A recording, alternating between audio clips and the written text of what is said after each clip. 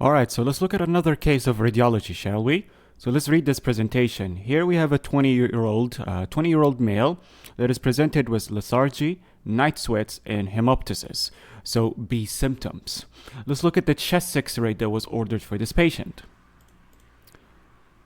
Pause the video and let me know the finding. Now let's continue.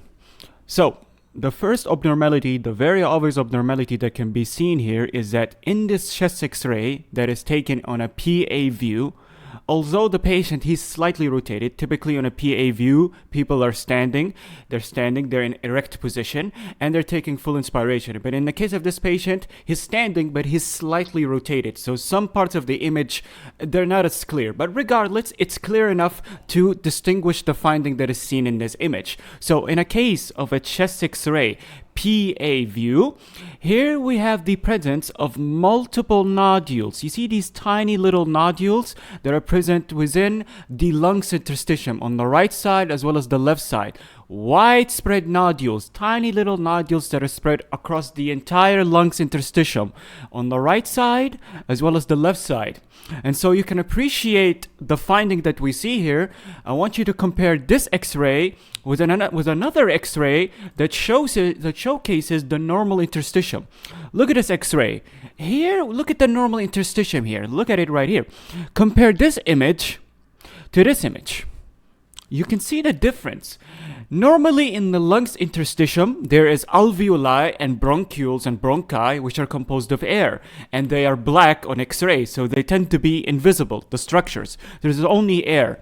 And surrounding the air, surrounding the alveoli and the bronchioles, are blood vessels, which are whitish in structures, right? They're pulmonary blood vessels that come from the hilum being in the center, right? Part of the mediastinum.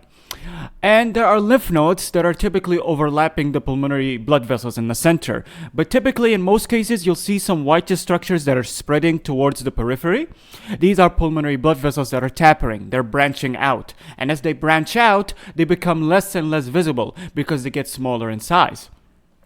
But here, if we compare this normal interstitium to this X-ray, we can see the difference. We can see presence of multiple nodules across the entire interstitium. In fact, if I zoom in, you can see it right here. And they are resembling a millet seed. You know, they're resembling the millet seed that are often seen in some gardens, for example. Now, the presence of multiple nodules, especially small little nodules, it could suggest a whole number of things. So you think of differential diagnosis. Whenever I see the presence of multiple nodules that are spread across the entire interstitium and a patient has B symptoms, I think of tuberculosis. I think of cancer, metastasis. I think of a whole lot of things. I can think of fungal infection like histoplasmosis.